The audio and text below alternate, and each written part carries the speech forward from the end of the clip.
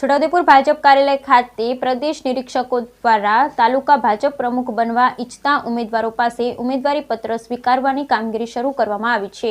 છોટાઉદેપુર ભાજપ કાર્યાલય ખાતે પ્રદેશ નિરીક્ષકો દ્વારા તાલુકા ભાજપ પ્રમુખ બનવા માટે ઈચ્છતા ઉમેદવારો પાસે ઉમેદવારી પત્ર સ્વીકારવાની કામગીરી શરૂ કરવામાં આવી છે। નિરીક્ષકો ફોર્મ સ્વીકારતા પહેલા ઉમેદવાર 40 વર્ષથી વધારે ઉંમરનો છે કે નહીં તેના માટે આધાર કાર્ડ જોઈને ફોર્મ સ્વીકારવામાં આવે છે। ભાજપના કાર્યકર સાથે છોટાઉદેપુર જિલ્લા 6 તાલુકામાંથી ભાજપના કાર્યકરો તાલુકા પ્રમુખ બનવા માટે ફોર્મ ભર્યા। પ્રદેશ નિરીક્ષકો ટીમ છોટાઉદેપુર ભાજપ કાર્યાલય ખાતે 2 દિવસ કામગીરી કરશે।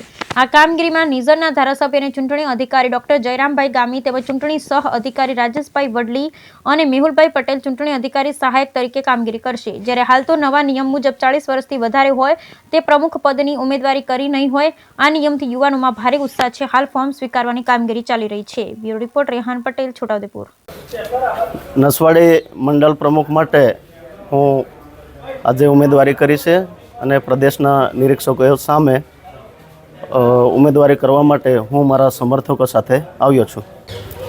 જે કંઈ 40 વર્ષ અંદરનો નિયમ બનાવ્યો છે એ ઘણો સારો છે, જેથી કરીને યુવાઓને તક મળશે, નેતૃત્વ કરવાનો યુવાઓને તક મળશે।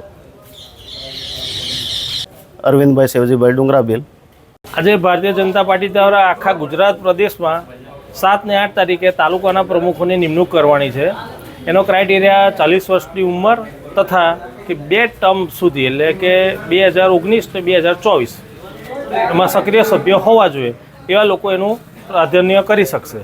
એના સિવાયના લોકો એનું પ્રાધાન્ય નહીં કરી શકશે અને 60 વર્ષ સુધીના પ્રમુખ થઈ શકશે એવું પાર્ટી દ્વારા નક્કી કરવામાં આવે છે। અને આજથી એનું ફોર્મ પ્રક્રિયા તાલુકાની ચાલુ થઈ રહી છે। જિલ્લાની પ્રક્રિયા 15 તારીખ પછી ચાલુ થવામાં આવશે।